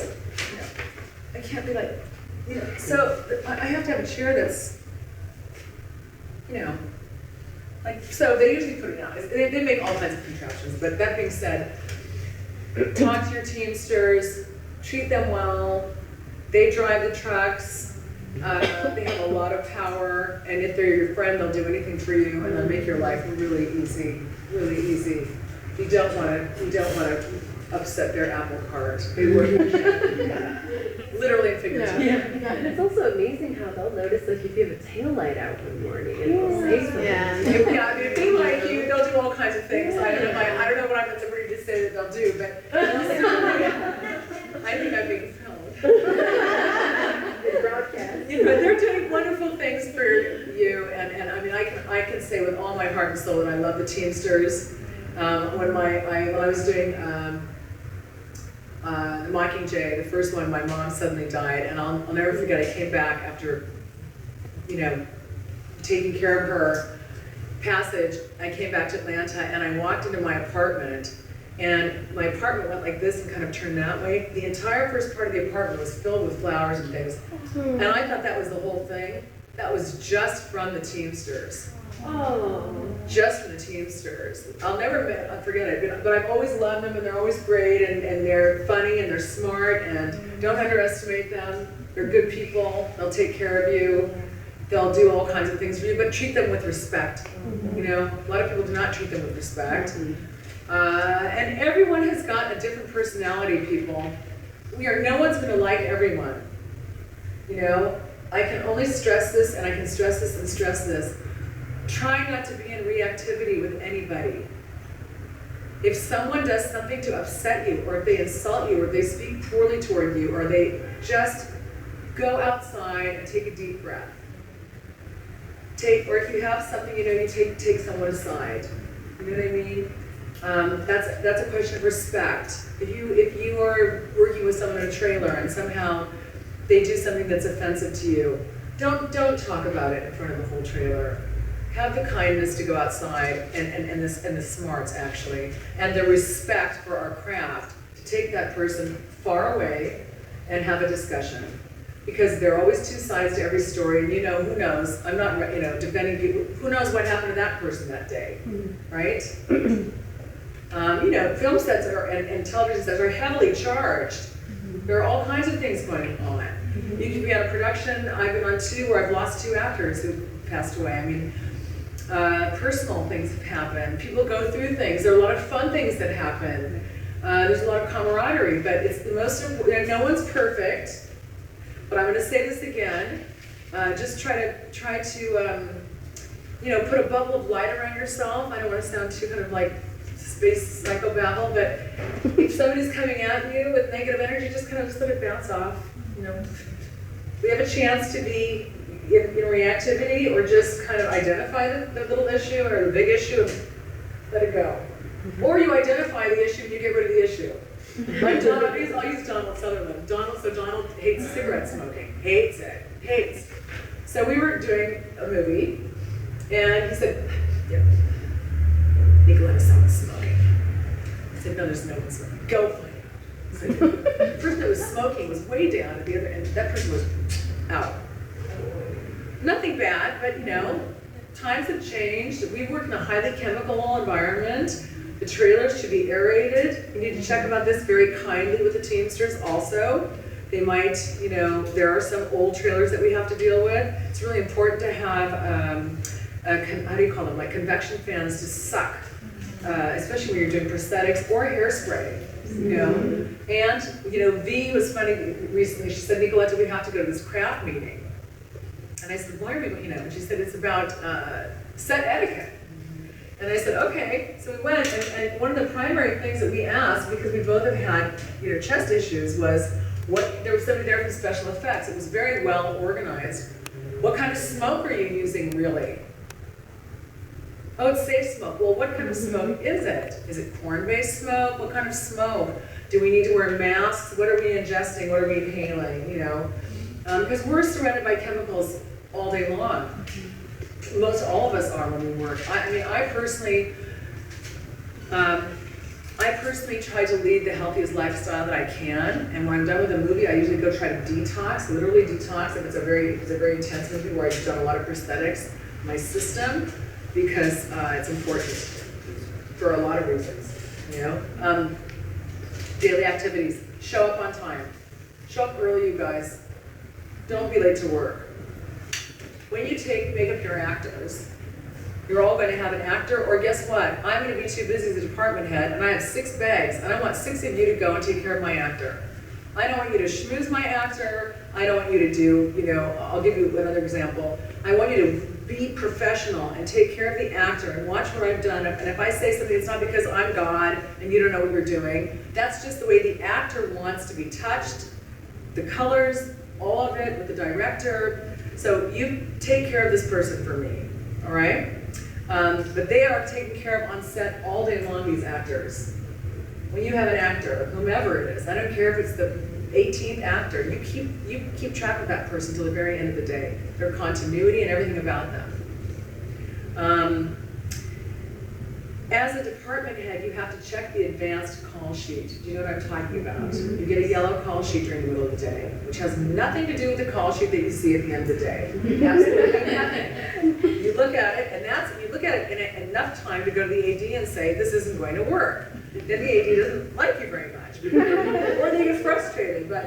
Or you talk about them earlier in the day and say, this is why I think this might not work, or this is great, this is perfect. I need less time with Angela because it takes me 10 minutes now to do her makeup. Always when you start a movie, a TV show, whatever it's going to be, it will always take you longer. And you must always say this to every person in production.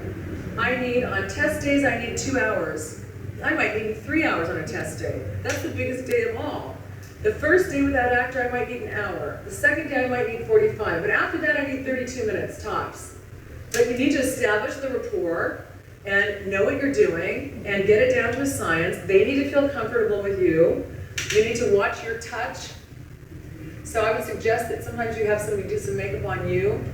I had an actor who came, was on my film, The Immortals, who came to me and he said, I just did this edit shoot and I think the girl was on drugs. You know, and I said, why? And he said, because just poking me. And he was showing me, and I thought, God, I mean, you know. So every once in a blue moon, I suggest that you have somebody do a little bit of makeup on you. And see, just, you know, use your brushes, see how they feel. Very important part of the job. That, you know, application, the way that you apply. A lot of times actors fall asleep. A lot of times actors are talking and you can't get them to sit still. What's it called?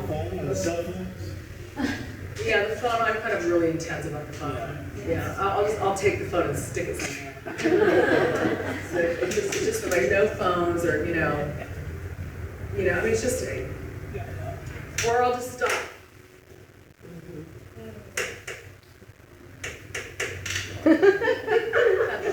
You know, or I'll do this, you know, I'll take the actor, turn the actor around, lock the chair, and practically sit on the actor. No, not really. Okay, check the final call sheet, sorry. Before you leave at night, make sure that nothing's changed. Make sure that you, your second, your third, everyone is CC'd, and every single person has, this is what I do, and I've always done this, has a description of what's happening the next day, including the 18th background player. Here's what's happening, you guys. We're looking forward to seeing you. You know, it's important. It's important for people to feel, I'm going to say this again, like they're part of a team, they're part of a creative process. I think it's really important. And so I always tell people what's happening and what the palette is. A lot of times we make the palettes, as you know. These are the lip colors. You can mix them however you want. Somebody will go through the line. You know, you do a superlative makeup, that person will be pulled up toward the front. They might get a speaking part. They might end up being in the movie, you know. And also, I think it's really important to make the background actors feel special. They're good people, most of them. They're kind. They constantly amaze me. I've learned a lot from them. I think they're patient. And I think they deserve to be treated with respect. So I try to really go out of my way to treat them with a lot of respect at all times. Okay. Hiring and firing. Any questions? Yes? How does one let somebody like yourself, who department heads, know of special skill sets? And how do you, because you mentioned knowing some people going, oh, that's right, I've seen you for 5 years, and you're so amazing at this, and it comes back to you, but how do you start to find the people and you're like, I needed that person who also ventilates? Well, okay, so again, you look at what someone's done. And also, you know, if I've just done an 1862 movie, I've been working with facial hair. Then if I do something like the Hunger Games, I'm doing this fantastical makeup. Then if I do Napoli Ever After, I'm doing a largely African-American cast with Afro-tech hair. So I'm doing that for 6 months in a row. I have to go back and maybe work a little bit on my Civil War hair stuff. But you know, you just have to sort of look at the different films and look at the different people and try to find out who did what. You can also just call that person directly. Sometimes people give really great interviews, but maybe don't necessarily haven't completely I don't think one ever masters anything, but you know, mastered a certain qualification. I think at that point I would, if it's a situation where the person can learn, I would take them aside and say, we need to have training. Cool. And in the meantime, I need you to do this part. This is really important for the show. This is where I need strength right now. We'll work on the other thing. You know, it's never about putting anybody down. It doesn't mean that anybody's less than. A lot of people are eager to get jobs. That's why I can't stress enough to all of you to take as many classes as you can to become a journeyman, and ask as many questions as you want all the time, and go after the people that you want to know. Just go right after them and tell them, you know, I heard that you do the best hair work in the city. Would you have time for me to just watch you? Just to watch you? Can I just walk around, you know, I mean, literally, can I carry your bag? Yeah. I mean, okay. Hiring and firing, you know, you try to hire the best people that you can. There was only one case where I had to let someone go off of a film. It just wasn't the right fit. It's a very wonderful person, good makeup artist. I just think that that person was only wanted to do one thing. And when you're hired as a key, you're hired to do everything. You're hired to be the department head's back. You're equally as important, right? When I step, or when you department head step off that set, that is the acting department head, period. They have to know and understand that and know everything about what that job entails. If you have a bad apple, I suggest that you figure that out pretty quickly. Yeah. And I suggest that you make some transitions. Because it just takes one bad apple. And we don't have time for that, you know, in our collaborative medium that we work in. Any questions about any of that? Anybody?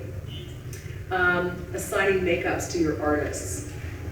Again, what are your strengths? Let's say I've hired everybody in this room, and I ask you to write down what your real strength is, numbered like 1 through 3. Believe me, I'm going to give you 1 and 2. Laying Maybe facial 2 and hair. 3. Okay, for example, laying facial Bald hair. caps. Yeah, Okay, like you're bald- asking me like facial hair, bald caps. Okay, if that's your thing, I'm going to have you show me that. Right. Okay. Yeah. For example, I think I brought that. I hope I did. I don't know what I did here, but there's too much to show you tonight. But okay, for example, this is Jenna. Jenna is not bald. Jenna has a whole head of hair, but she had to be bald. Okay, this didn't just take one person. We did a job of this and went and on and on. We had to do a little bit of CGI just in the back, but in the Hunger Games, she becomes bald. Okay, if that's your forte, if that's your strength, then I'm going to have you show me that, so I can see it.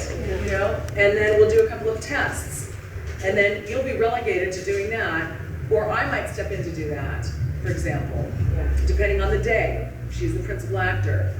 Whatever your strength is, your favorite thing. Beauty and cuts. Bruises, cuts. Okay, bruises and cuts, same thing. As the department head, any department head in this room, you want to see people show you an example of their work. It's really worth taking an extra day on a Saturday if people really want to succeed and have them come over to your house and do a little workshop. Or if you're self-conscious, do a one-on-one. But stop being self-conscious, anybody in this room. No one's perfect. Everyone had to learn somewhere. Everyone had to learn somewhere. And everyone does something differently. And if we had the same palette of makeup here right in front of us right now, each one of us would use it, and we'd probably all create something amazing, but we would do it differently. I might do it with my finger, you might do it with a brush, you might do it with a beauty blender, I don't know. You might do it with your shoe, who knows? You know what I mean? It's like, it's art is subjective, and artists have their own way of doing things. Yeah. Just make sure that your brushes are clean at all times, that you're well presented, that you present your brushes well and perfectly, and all of your things are clean at the end of the night. And this is another thing about ADs and the end of the night. You have to stress that you may not and cannot leave your trailer until all of your instruments are clean. Cannot. Why? Next morning. Yeah. Styes, infections. Yeah. Like, Do I have to go everything has to through be it? ready. Bacteria. I mean, on and on and on. So people will be rushing you, the teachers will be rushing you. Try to be judicious in your time. Send your second to the trailer to clean the brushes. Tell them you're sorry. You're not trying to give them the worst job on the planet. But you have to, you're the department, you've got to be on the set. Send the third, send the fourth. Maybe you can go back at a certain point. Because your actress only wants you to ever touch their brushes, which is the case with a lot of actors. Make sure that your whole department is together. Just think, those are things you have to think about ahead of time, right? Ordering supplies. Make sure you have enough supplies at all times. Order the supplies that you need. And don't order too little of them, so that you end up in a situation where you don't have what you need. Order your supplies. The producers will come back and say, you don't need that, why do you need that? Can't you get this for free? Can't you get this cheaper at a certain store? Well, sure, I can drive to the store across, on the other side of town. It's gonna cost X amount of time, I'll be on the clock, etc., etc. It's more logical for me to get it from Nigel's. It's more logical for me to get a benefit from friends. It's more logical for me to call my relationship at Anastasia, who's going to send me beautiful makeup for Sanaa because she loves it, for example. I'm using her as an example tonight, but there are many beautiful, amazing actors and actresses who like to use specific products, period. That's what they like. And then, Nikoletta, we've got about 10 minutes left. Okay. So, you want to start wrapping it up and any final questions you might have? Well, this whole other is gonna have to be for another time. Yes. This is so, it's so great. You guys learned so much tonight. Oh my gosh, I could show you something, or you could ask me questions. I'm gonna just tell you, actually, this is very important. Very important. This has to do with you as human beings, okay, everybody? Every single one of you in this room is going to become successful. As a matter of fact, just say that you're already successful. And every time you go to work, I don't care what kind of a job it is, pretend like you're about to win the Academy Award. I mean, I'm being serious. Do the very best job, not because you want to win an Academy Award. Do the best job that you can always. You're an artist. Create. Forget about the rest of the world, because the rest of the world is very pressurized when you're on a set. When I did that thing with Mahershala, I had to shut it down, believe me. I had ADs yelling at me, you know, you've got 42 minutes, you've got 3 minutes, you know. When you're on a set, you just have to sort of just shut it out, come down, and remember that you're an artist then. That's where you're an artist. That's why you're hired, okay? Even, well-rounded personality. Not always easy. Someone's gonna rub you the wrong way. Maybe you didn't get enough sleep last night. Somebody rear-ended you on the way to work. Your alarm didn't go off. You're hungry. Your actor is just obnoxious. You know, I don't know, they had a bad night. I mean, there's so many things that can happen. Don't take anything personally.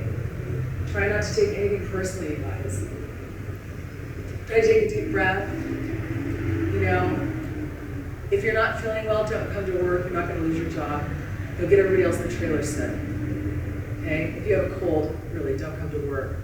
If you're having an emotional problem, which is human, we're human, you know, talk to somebody about it that you trust on the set. Have your moment. You're only human. We're not perfect. We're not impervious. Make sure that you are dressed properly. I can't stress this enough. Don't come to work looking like a slob. No, really, you know, don't have your hair hanging down. Usually my hair is either up or in braids, hanging down all over the place, and you know, you have a chipped nail, and you know, it's just about, we are, again, I'm gonna say it, we are here to represent. All of you are gonna elevate this craft to where it was and where it should be, and where it's gonna keep going to be. Do you understand? We are here. We must keep ourselves here. We have a big job to do, along with everyone else. I'm going to leave you with a quotation by Marlon Brando, but before that, you have to be physically fit. You might be having to climb up the steep edge of a mountain. You might have to be running up and down cliffs, carrying loads of makeup. When I did that Bollywood movie, I had to have the thing on my head and swim out in the sea and touch up my actress. I mean, you know, in The Revenant, Sean Griggs was lying next to, you better believe, the Inarritu movie, lying next to, in the snow, DiCaprio. Because he had a certain kind of snot that was coming out of his nose and a certain something. It had to be contiguous, which means it had to be always the same. Or if there was a time passage, you better believe she was right next to him in the snow. So, you need to take care of yourselves. You need to eat right and get enough sleep. If you want to be serious in this business, you do not go drink all night long. I'm serious. You do drugs or whatever. People can do whatever they want on their off time. Not if you're going to go to work. You need to come in clean. Because your clean energy is a gift to everyone around you. It really is. Be willing to travel. This job will take you all over the world. When you travel, be willing to be open because you're going to a new country. Be willing to accept and learn about a new culture. It's fascinating and fabulous and incredible. It will change your life, make your life so much more enriched. I would learn to do Photoshop.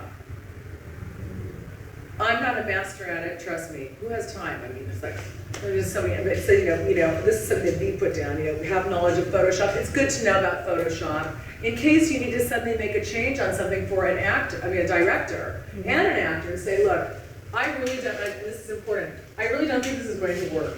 This is not going to work with you. I think it is. This is why it's not going to work. Let me show you. Or if you can't, have some techie person nearby who can switch it up for you really quickly on the phone or whatever. Switch that up for me. You have to know what CGI is and how CGI, computer-generated imagery, works with makeup. When we did Pirates of the Caribbean, the only not analog, which means by hand, makeup was Bill Nye, Davy Jones. And we painted this whole part of his face green and this part of his mouth green, and he had those tentacles. I don't know if you remember this part of the movie. He had a bad experience in Germany, I believe, on a show called Resident Evil. And I think something that was too claustrophobic or tight. And somebody mentioned this also at the Academy Award panel the other day.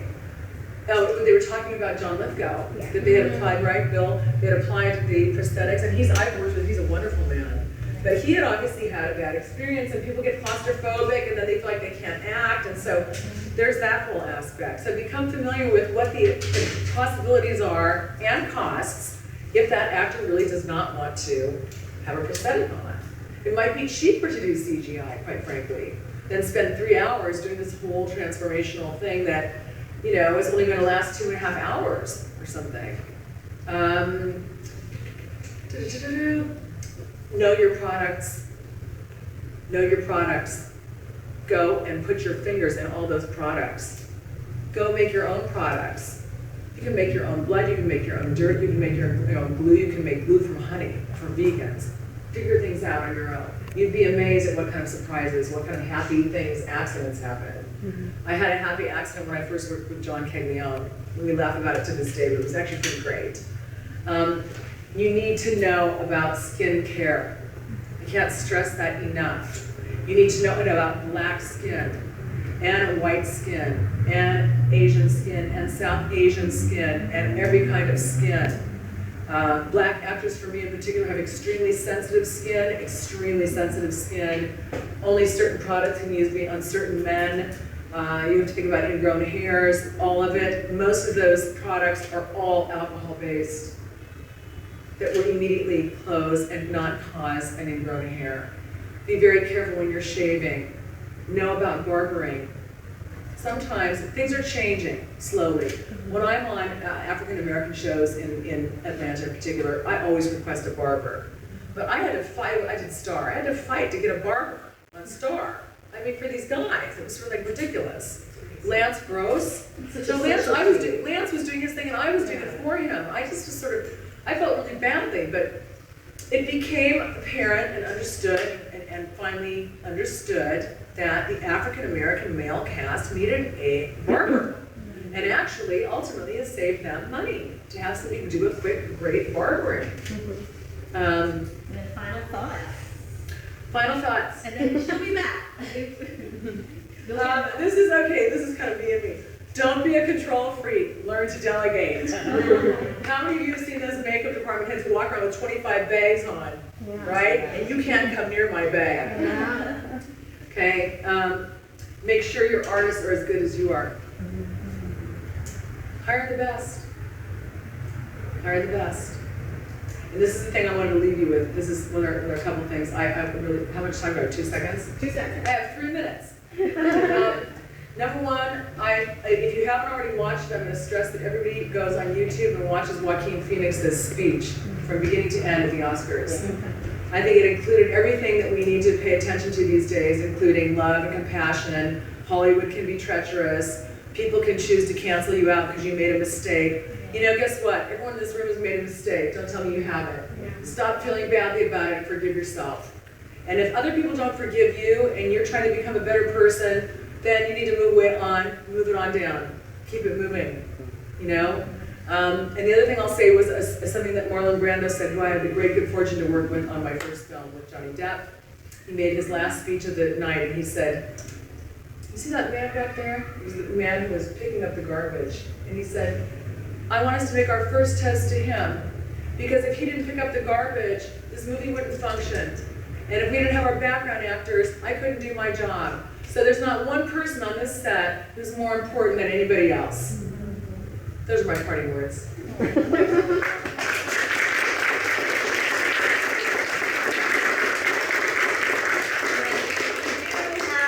If there's any final questions, otherwise you definitely have Nikoletta's email address if you want to send it to her, and we can also ask them next time. So any last questions? Yes. So, just kind of from the perspective of someone who's going to be starting at a much lower level than like Pirates of the Caribbean, Hunger Games at this point, as far as like department heads specifically, do you have any like your biggest advice, your biggest like transition from that level to a more like indie level? As It's far all the as same level, my friend. I'm gonna be honest with you. I didn't want to do any of that. I wanted to do my own little thing. I was doing my own thing. You know, I'd get these phone calls. Like I got a phone call from, I didn't know who he was. I didn't want to be in the, I mean, it was just sort of crazy how these things happen, right? Just always, like I said, just always do your best, most fabulous work. Because you don't know who you're standing next to. You don't know who's going to see your work. I might see your work and say, I want that girl, period. That's what I want. So there is no level, you know? There's no level. I just happened to be hired one day on Pirates. And I remember I got home, sent home early. And I remember my mom called me, and she said, how did it go? And I said, oh, that's the end of that. I'll never come back. You know, they'll never hire me again. Because I really thought, for a very specific reason, I was going to be hired back. There was a lot of competition and whatnot. And I don't know, a week later I got hired back, and then I got hired back the next day, and then suddenly I found myself, so things just evolve, you know, and it's really a matter of you applying yourself and developing your craft and your artistry. So there's really not, there's a huge movie schmovie. A huge movie is just as important as a small commercial. There's no difference. You're doing your best work. You might do something incredible on a commercial. Someone's going to see a commercial all over the world. And they're going to wonder who did the makeup. Seriously. So don't, you know, there's not such a disparity as you think that there is. I guess that's what I'm trying to say. Awesome.